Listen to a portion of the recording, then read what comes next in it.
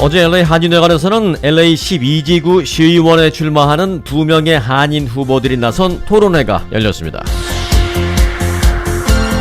애니조 후보는 정치인으로서 참신하고 투명한 아웃사이더임을 강조했고, 좌니 후보는 현안을 누구보다 잘 아는 인사이더를 강조했습니다. 노숙자 쉘터와 관련해서 좌니 후보는 자신이 보좌관으로 일하는 12지구는 유일하게 노숙자가 줄었다고 강조한 반면, 애니조 후보는 기성 정치인들의 리더십 부재로 인해 전혀 해결을 하지 못하고 있다고 공격했습니다. 한편 한인 후보 단일화와 관련해 좌니 후보는 열려있다는 입장을, 애니조 후보는 단일화는 절대 없다는 입장을 표명했습니다. 지난달 21일 LA 공항 국제선 청사를 경유한 한 승객이 홍역에 감염된 것으로 드러나 이 보건당국이 경보를 발령했습니다.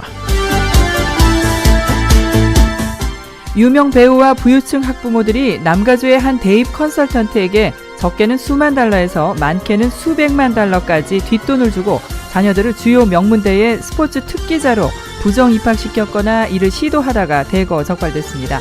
무려 50여 명이 연루된 사상 최대 규모입니다.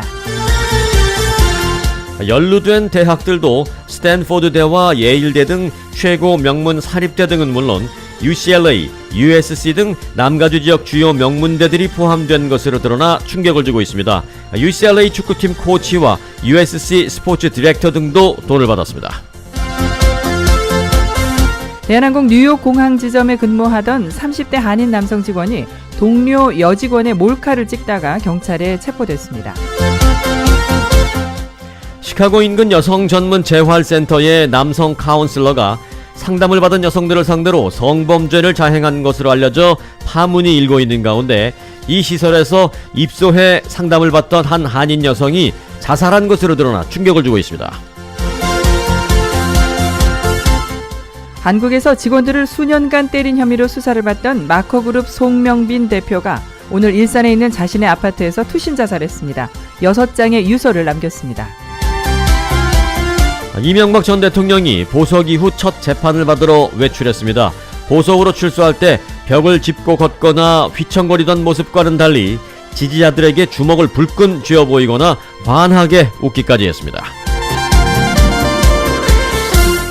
여성과의 성관계 영상을 불법 유포한 가수 정준영과 버닝썬 나이트클럽 관련 각종 의혹을 받고 있는 가수 승리의 카톡방 대화에서 경찰총장이 뒤를 봐준다는 식의 표현이 적발됐습니다.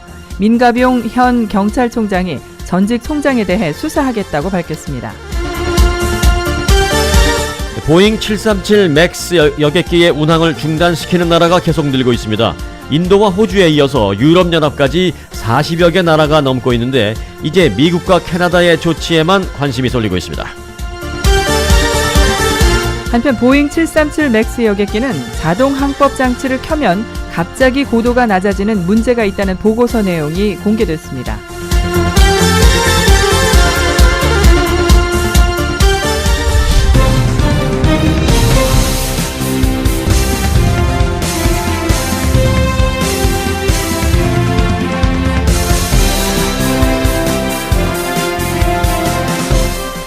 여러분 안녕하십니까, 송봉훈입니다. 안녕하십니까, 승기선입니다. 2019년 3월 13일 수요일 위코리아 뉴스쇼입니다.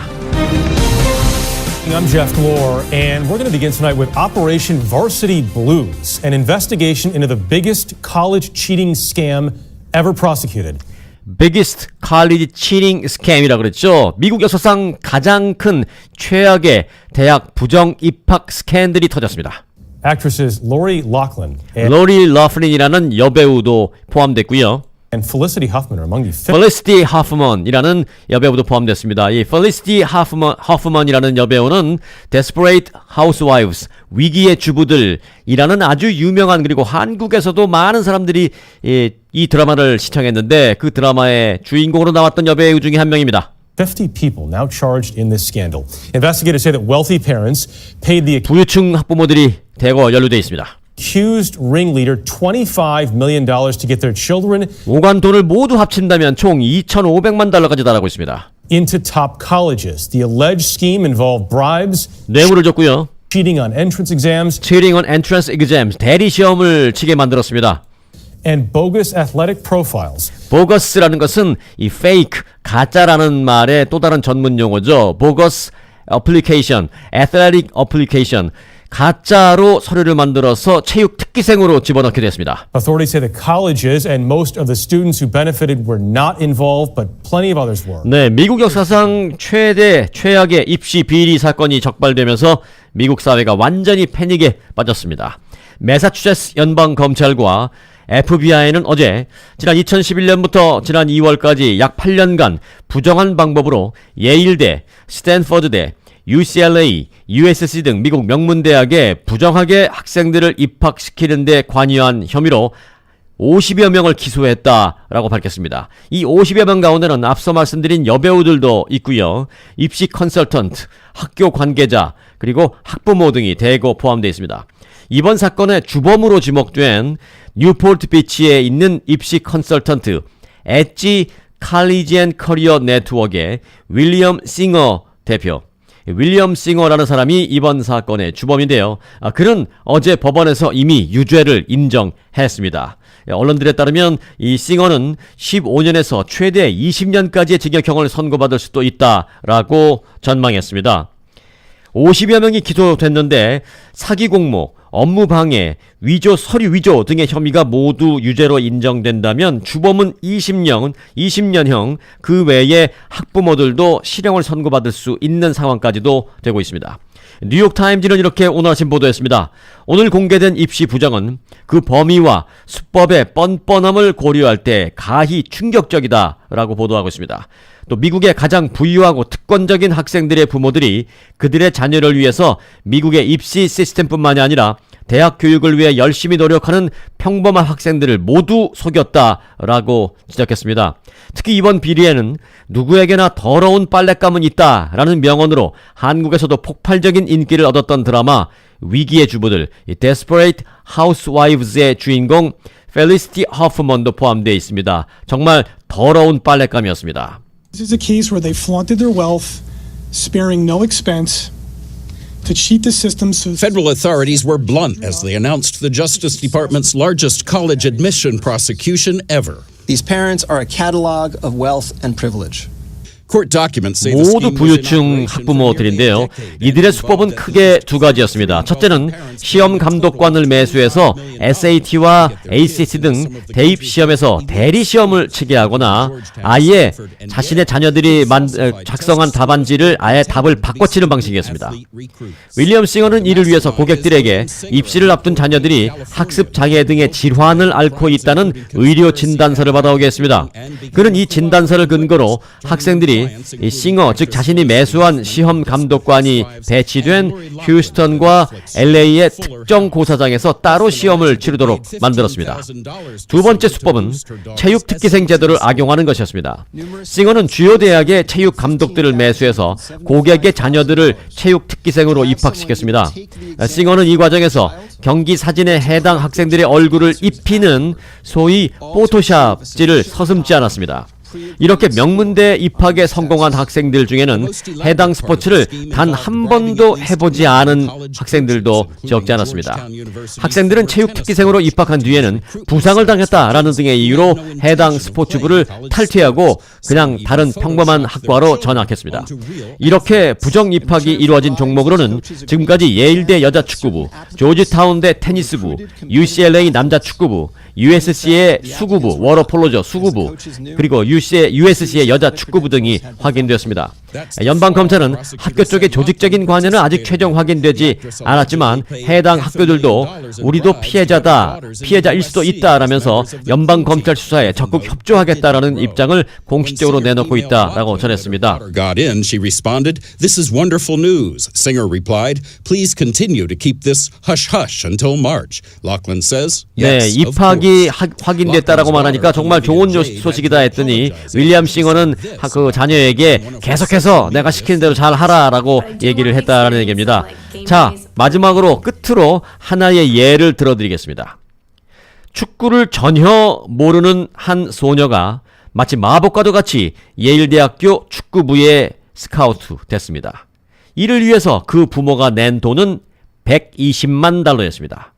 결국 $120만 예일대 입학권을 산 것입니다. The FAA is under increasing pressure to ground Boeing's top-selling passenger plane after the deadly crash in Ethiopia. More than 100 737 MAX series planes are still flying in North America. The U.S. and Canada are the only two major countries allowing the planes to continue. 연이은 비행기 추락 사고로 안전성 논란이 이어지면서 보잉 737 맥스 기종 운항 중단이 계속되고 있습니다.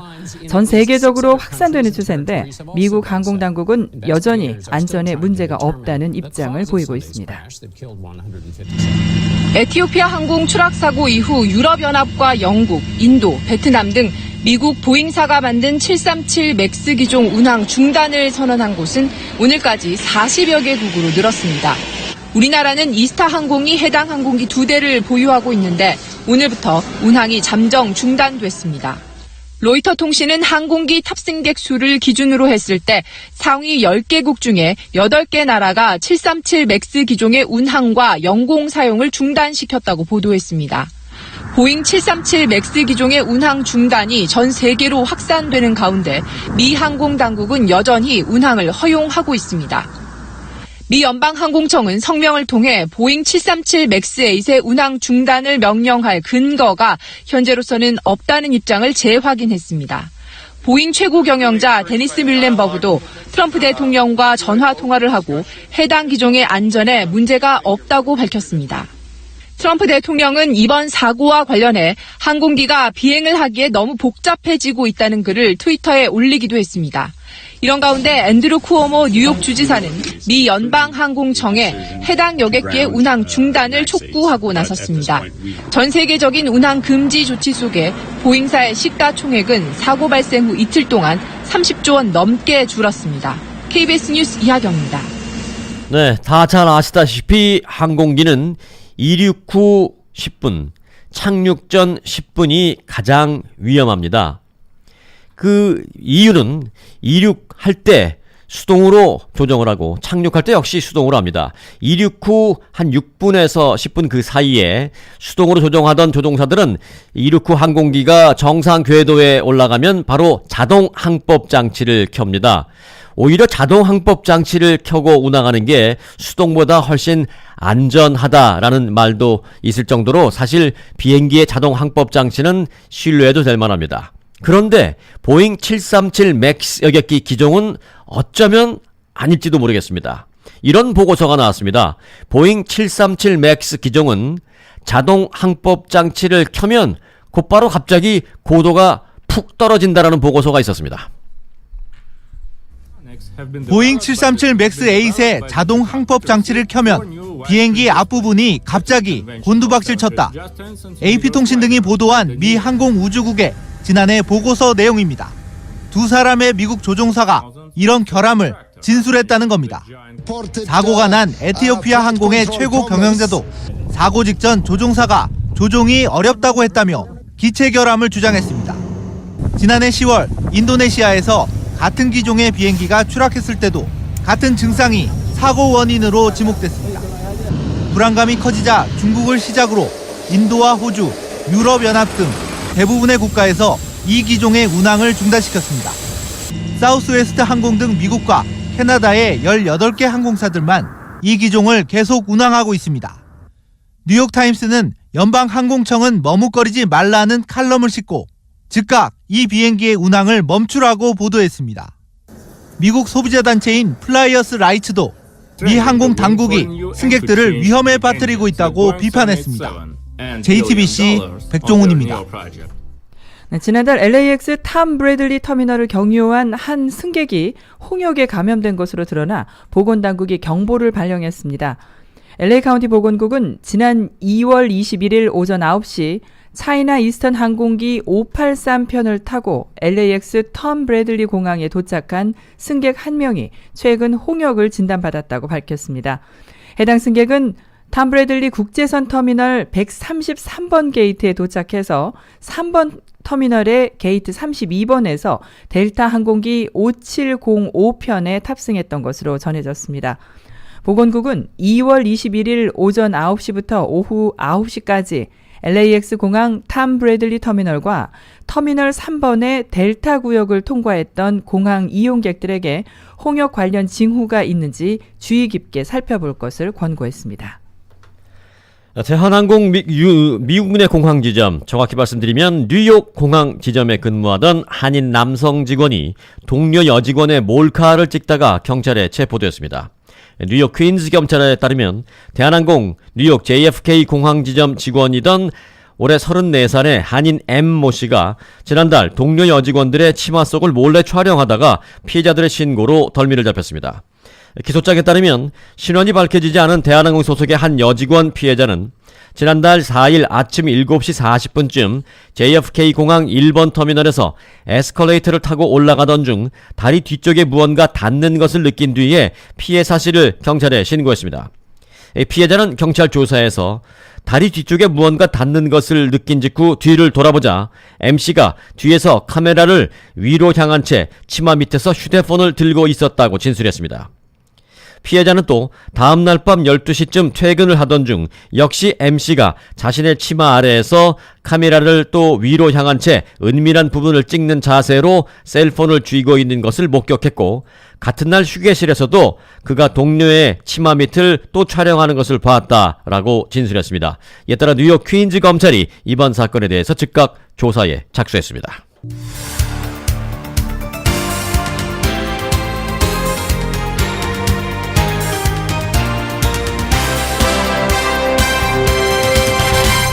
(2019년 3월 13일) 수요일 위코리아 뉴스쇼 함께하고 계십니다.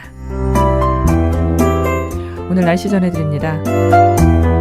오늘은 부분적으로 구름 끼며 대체로 맑은 하루 되겠고요. 바람이 10에서 15마일로 불겠습니다. 기온은 어제와 비슷하겠습니다. 벤츄라와 샌디에고의 오늘 낮 최고 기온은 64도, 그 외의 지역은 67도에서 70도 되겠고, 밤 최저 기온은 샌디에고 55도, 리버사이드와 벤츄라, 다이몬바 지역은 44도, 버뱅크, 파사데나 46도, 그 외의 지역은 48도에서 50도입니다. 네, 이번 주는 대체로 맑은 가운데 내일은 오늘과 비슷한 기온 되겠고요. 금요일부터 기온이 조금씩 오르면서 주말 낮 최고 기온이 80도 가까이 될 것으로 내다보고 있습니다. 그리고 다음 주엔 다시 60도 중반대로 기온 떨어질 것으로 예상됩니다. LA의 오늘 낮 최고 기온은 70도, 금요일 74도, 일요일 79도입니다. 지금까지 날씨였습니다.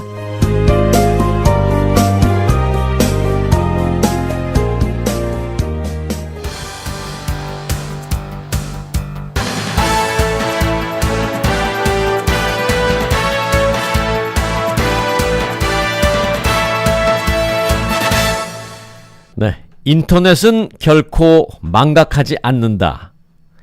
인터넷 never forget 라는 말이 있습니다. 다른 말로는 the net never forget 이라는 말도 있는데요. 인터넷은 결코 당신을 잊지 않는다, 이런 얘기가 있는데, 이 얘기는 한번 인터넷에 이 검색이 될 수 있도록 기록이 되어 있으면 절대로 이것이 흔적이 지워지지 않는다라는 것이죠.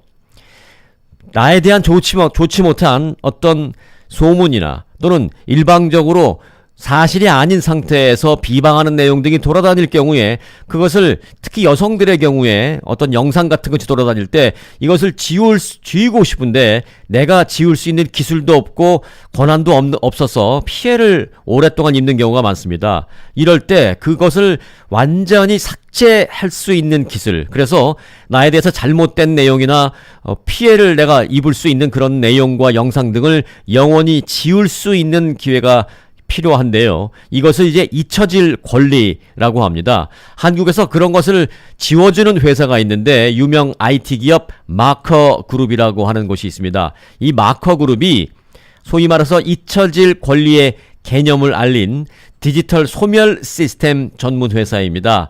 제대로 잘 지워서서 더 이상 2차 피해를 입지 않도록 인터넷상에서의 모든 기록과 잘못된 내용 또는 수치스러운 영상, 이것들을 지워주는 거죠. 2차 피해를 막기 위해서. 그래서 한국에서 상당히 명망이 있고 또 뜨는 그런 IT 기업인데요. 이게 마커 그룹이라는 것입니다. 이 마커 그룹의 송명빈 대표가 몇 달 전 자신의 직원을 엄청나게 폭행하는 영상이 공개되면서 이 때문에 수사를 받기 시작했습니다. 얼마나 자신의 직원을 폭행을 하는지 한번 들어보시겠습니까? 이건 그저 조직폭력배가 부하 직원을 때려도 이렇게 안 때릴 텐데 회사에 출근한 내 직원을 이렇게 심하게 때렸습니다.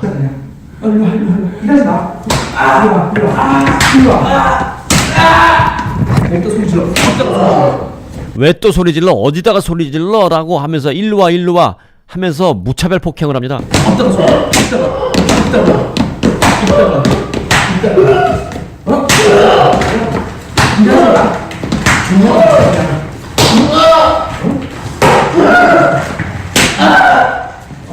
야, 어떻게 저렇게 맞고 회사를 나가지? 저렇게 맞으면서까지 일하러 나가지? 라고 생각할 수도 있겠습니다만은요. 한국에 또 적지 않은 수의 젊은이들이 이렇게 해서라도 회사를 나갈 수밖에 없는 그런 상황에 처해 있는 젊은이들이 있습니다.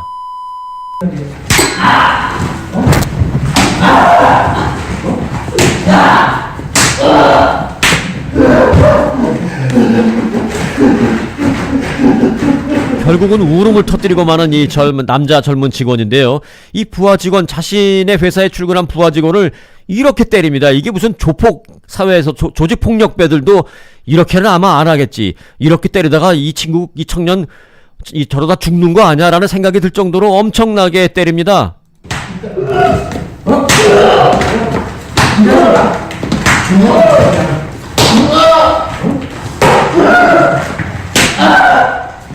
야, 정말 이러다 죽는 거 아니야? 라는 생각이 들 정도인데요. 결국 이 영상이 공개되자 마코그룹의 송명빈 대표, 이 사람 수사를 받기 시작했는데 불구속 상태에서 이제 경찰 수사를 받고 있는데 오늘 일산의 자신의 아파트에서 투신 자살했습니다. 송명빈 마커그룹 대표가 자신의 아파트 앞 화단에서 숨진 채 발견됐습니다. 지나가던 주민의 신고를 받은 구급대원이 현장에 도착했을 땐 이미 숨을 거둔 상태였습니다. 아침 8시에 일어났는데 봉고차 3대 와 있었고 그분이 요즘에 표정이 너무 안 좋아 보이시고 계속 선글라스 쓰고 다니시고 그랬거든요. 자택에선 가족 등에게 남긴 글도 발견됐습니다. 대부분 미안하다는 내용으로 일부 억울한 점이 있다는 언급도 들어있는 것으로 전해졌습니다. 송 대표는 디지털에 남겨진 개인의 기록을 지워주는 이른바 잊혀질 권리를 주장해 유명해졌습니다. 하지만 사무실에서 직원 양모 씨를 폭행하는 동영상이 공개되면서 경찰 수사를 받았습니다. 2차례 경찰 조사에서 송 대표는 폭행 사실은 인정하면서도 양 씨가 횡령 등으로 회사에 손해를 끼쳤다고 주장했습니다. 오늘 오전엔 법원에서 구속 여부를 가리기 위한 영장 심사를 받을 예정이었습니다. 송 대표가 사망하면서 경찰 수사는 공소권 없음으로 끝나게 됐습니다. JTBC 이혜원입니다. 지인을 살해하고 시신을 유기한 20대 여성과 공범이 4년여 만에 붙잡혔습니다. 시신을 고무통에 넣고 시멘트를 부어서 숨겼는데 이사할 때도 이 3명이 같이 옮겼습니다. 그런데 술자리에서 무용담처럼 얘기를 꺼냈다가 들통이 났습니다. 부산의 한 단독주택 2층 베란다 구석에 커다란 빨간 고무통이 놓여 있습니다. 4년 넘게 여성의 시신이 보관돼 있었습니다. 범인은 28살 여성 A씨와 남편이었습니다.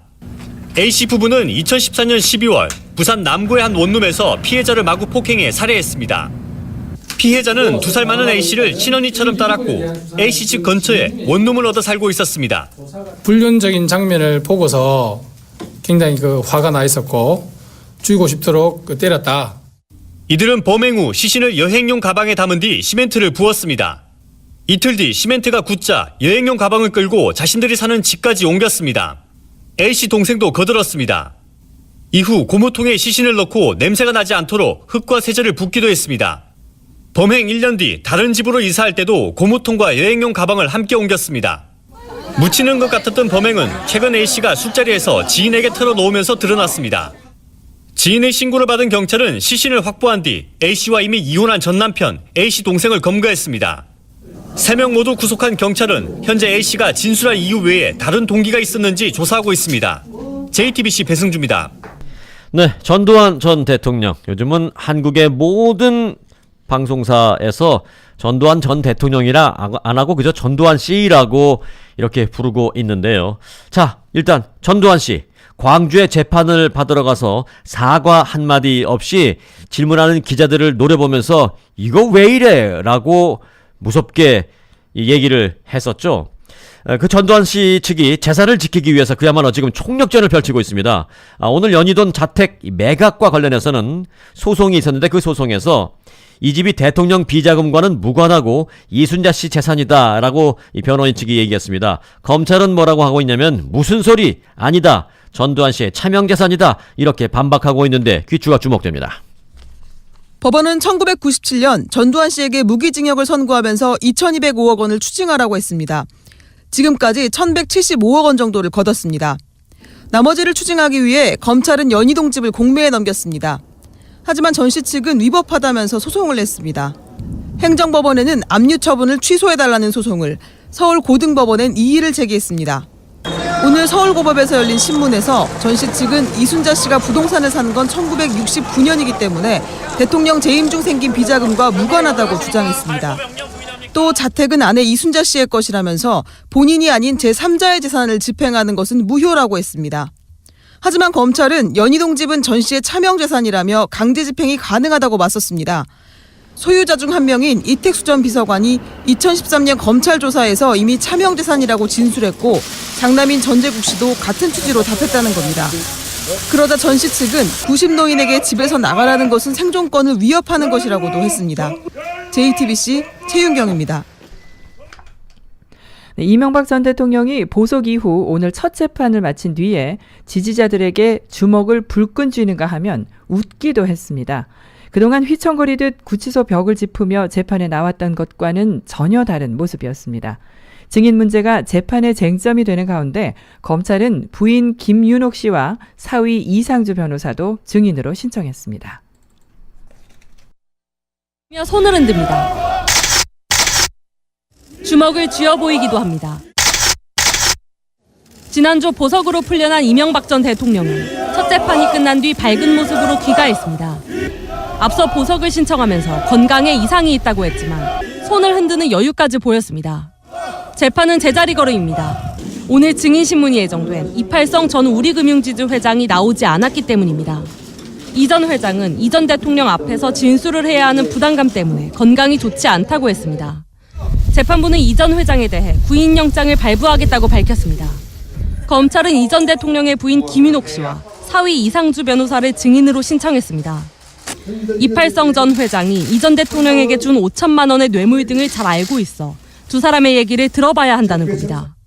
재판부는 이 전 회장의 증인신문을 마친 뒤 이들을 증인으로 채택할지 여부를 결정할 예정입니다. JTBC 공다소입니다.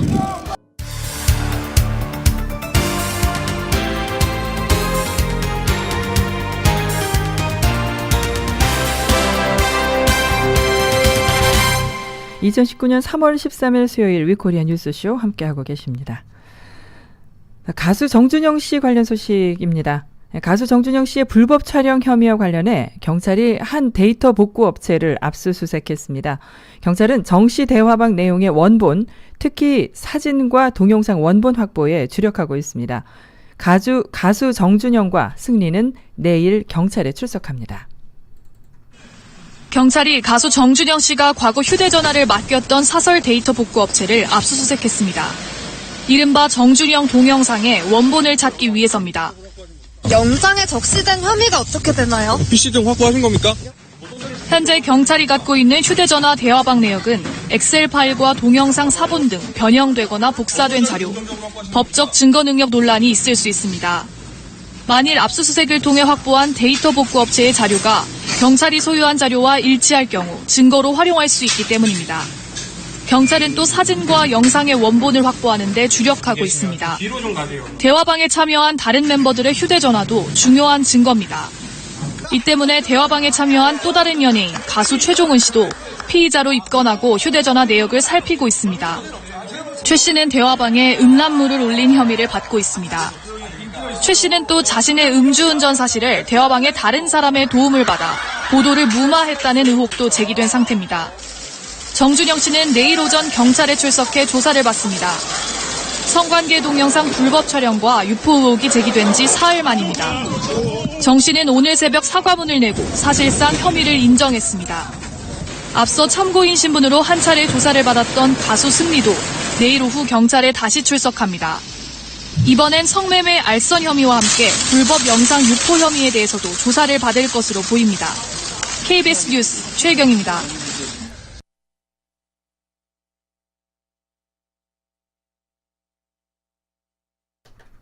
정준영 씨의 카톡 단체 대화방에는 경찰과의 유착 정황도 포함된 것으로 확인됐습니다. 여기에 경찰총장이라는 단어가 등장합니다. 경찰청장이 뒤를 봐준다는 뉘앙스로 읽히는 상황인데요.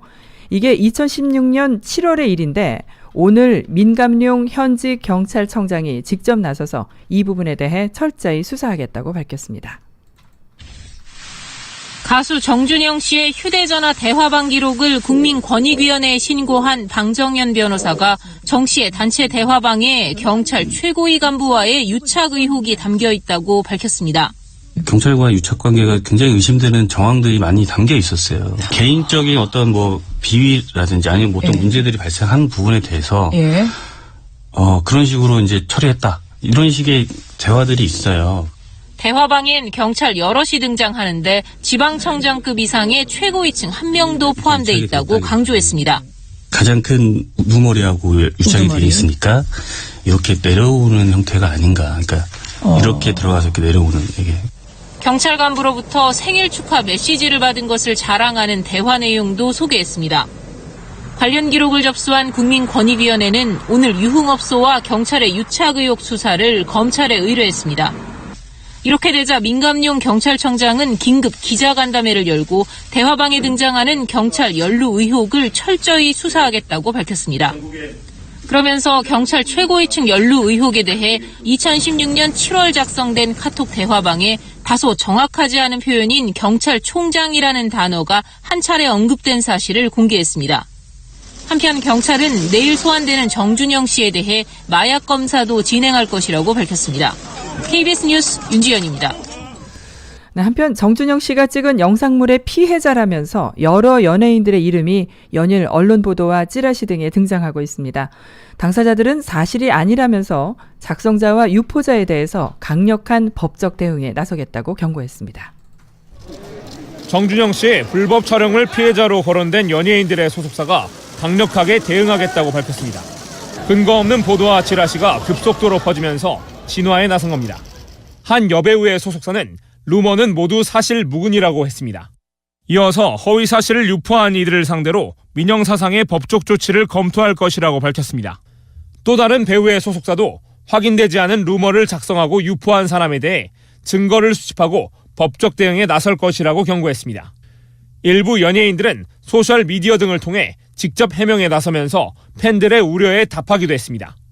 전문가들은 연예인 실명이 언급된 확인되지 않은 글을 단순히 전달하기만 해도 명예훼손으로 처벌받을 수 있다고 했습니다. JTBC 박준우입니다.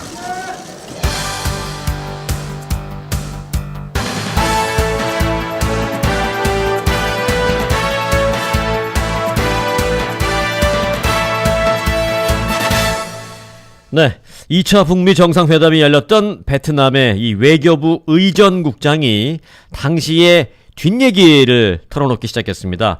비록 회담은 결렬됐습니다만은 뒷얘기에는 관심이 가는 부분이 많습니다. 이 회담 일정이 너무 급하게 전해졌고 또 정보는 거의 없어서 마지막까지 긴장을 늦출 수 없었다. 회담장도 하루 전에 통보하고 통보받고 했다라는 뒷얘기 들어보겠습니다. 김정은 위원장의 특별열차가 베트남 분당역에 도착합니다. 주변은 깨끗이 정리돼 있습니다. 주민들은 밤낮 없이 보수 작업을 해야 했습니다. 북한이 김 위원장이 기차를 타고 베트남에 도착할 것이란 사실을 불과 열흘 전에 급히 통보했기 때문입니다. 베트남에서 회담이 열리는 건 정해졌지만 도시가 결정되지 않아 애를 태우기도 했습니다.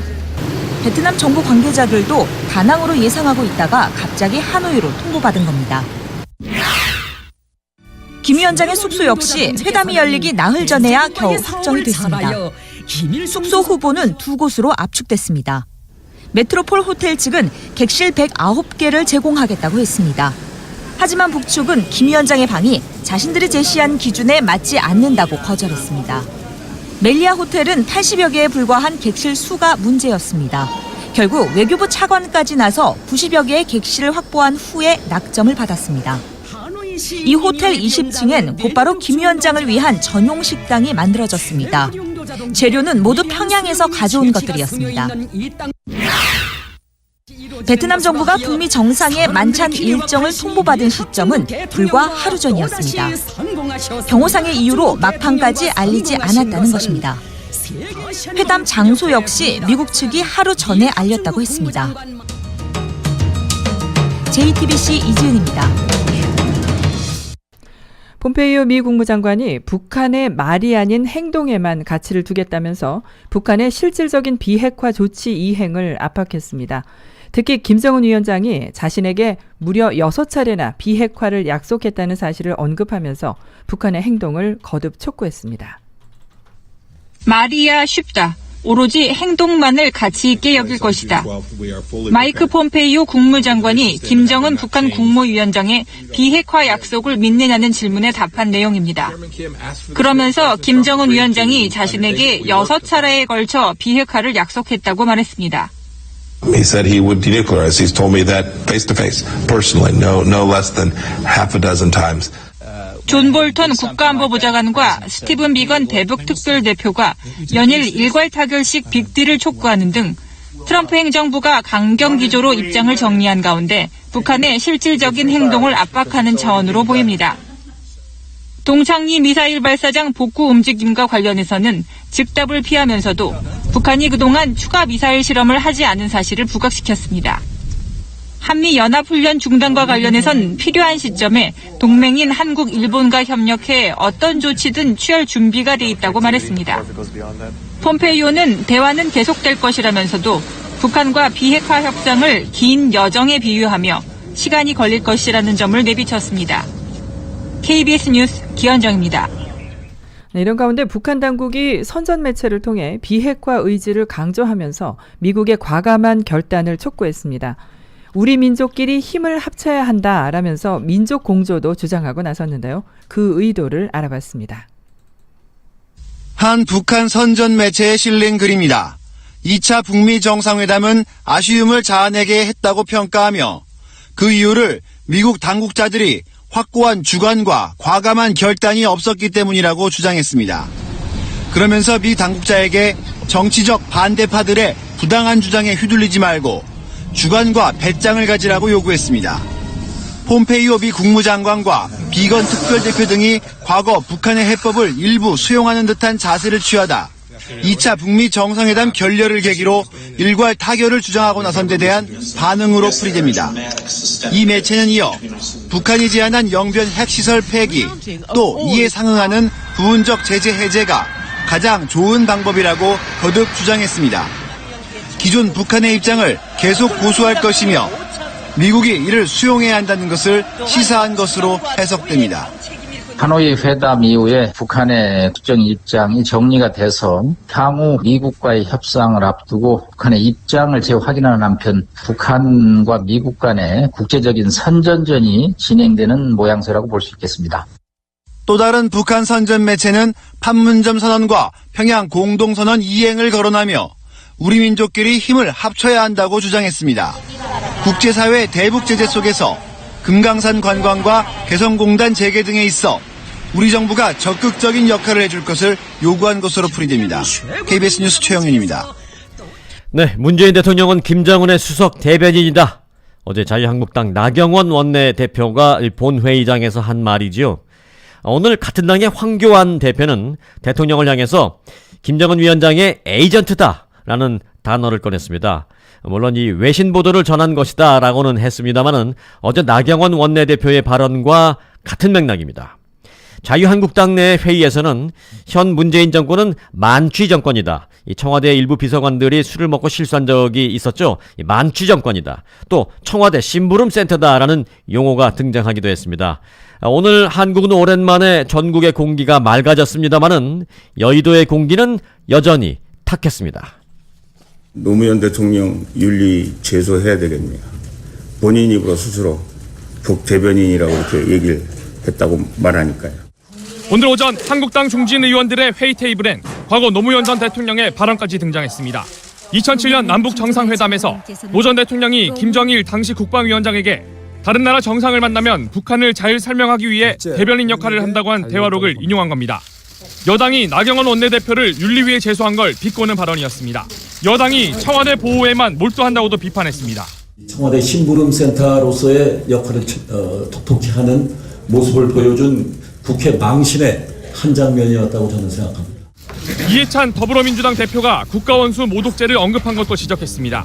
있지도 않은 국가원수 모독죄를 들먹이고 하는 것들을 보면은 과연 이 사람들이 정상적인 사고를 하는 사람인지 집단 마비 증세를 보이는 게 아닌가 싶습니다. 핵 보유 얘기까지 나왔습니다. 우리도 핵무장을 검토해야 될 때라고 봅니다. 중진들은 40분가량 이어진 공개회의 대부분을 정부 여당에 대한 성토로 채웠습니다.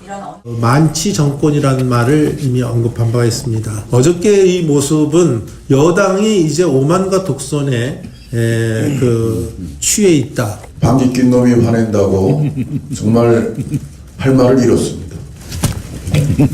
잘했어. JTBC 정종문입니다.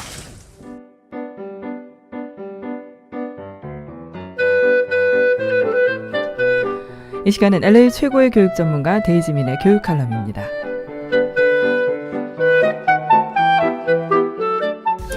안녕하세요. 교육전략가 데이지민의 교육 이야기입니다. 네, 오늘은 자녀의 단점이나 약점을 극복하지 마라라는 주제로 말씀을 좀 나눠볼까 합니다. 네, 자녀의 단점이나 또 결점을 좀 보시면은요, 부모님들, 아휴, 우리 애는 도대체 왜 저럴까, 저걸 어떻게 고치나 하면서 걱정을 하십니다.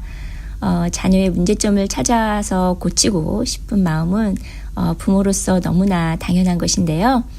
하지만 바꾸기가 힘들고 어려운 것을 바꾸려고 시간을 너무 낭비하시는 것보다 그 시간과 노력을 자녀의 강점을 좀 발견하고 발전시키는 데 사용을 하면 어떨까 생각이 듭니다. 그럼 어떨 때 자녀의 결점이나 단점을 좀 극복하는 데 노력을 해야 할까요? 네, 자녀가 선천적으로 또 타고난 단점이나 그런 결점의 시간을 좀 낭비하시기보다는 후천적인 그런 단점이나 문제점을 고치시는 것이 좀 더 현명하겠습니다.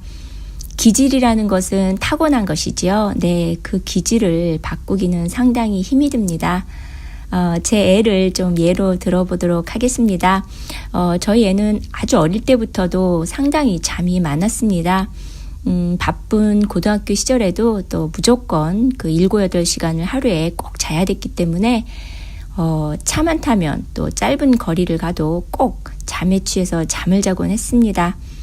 시험이 많은 날은 좀 차 안에서 잠깐이나마 좀 공부를 하면 좋을 텐데 하는 생각을 제가 부모로서 좀 하긴 했지만 그래도 항상 매일 잠을 잡니다. 숙제나 공부를 하다가도 그냥 잠이 오면 잠을 잡니다. 저도 이것을 좀 고치기 위해서 언쟁이나 갈등이 좀 많았는데요. 네, 나중엔 제가 좀 포기를 했습니다. 고칠 수 없다는 걸 제가 깨달았죠. 그래서 이제 제가 생각한 것은 잠을 자되 깨어있는 시간을 최대한 잘 활용해 보자였습니다. 잠을 자기 위해서 공부나 숙제를 좀 가능한 빨리 마치고요. 또 SNS나 페북 또는 게임을 하면은 아무래도 자기가 할 일을 다 하고 잠을 잘 시간이 줄어들기 때문에 당연히 이런 것들이 조금 소홀히 대하는 것 같았습니다.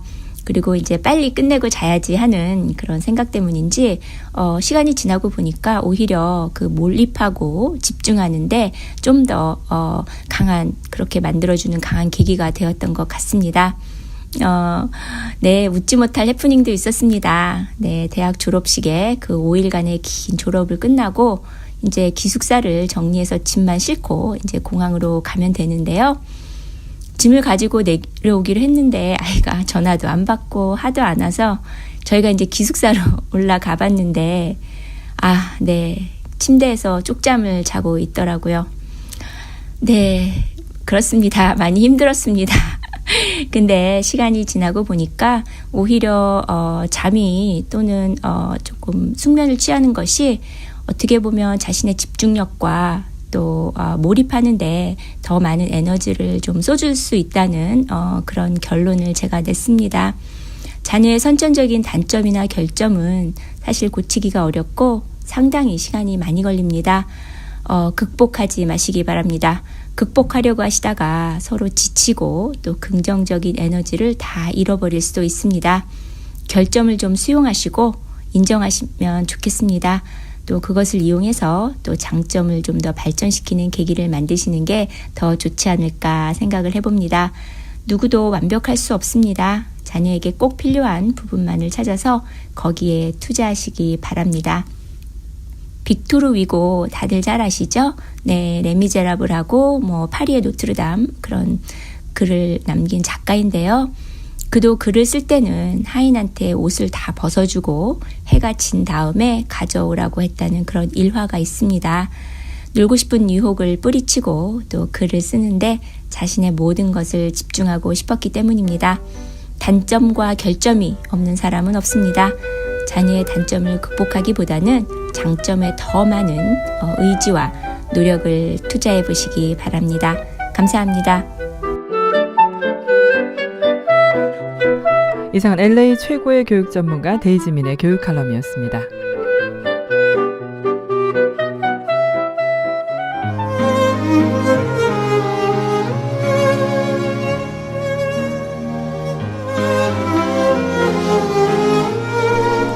네, 지금까지 진행의 승기선, 송봉후였습니다. 고맙습니다.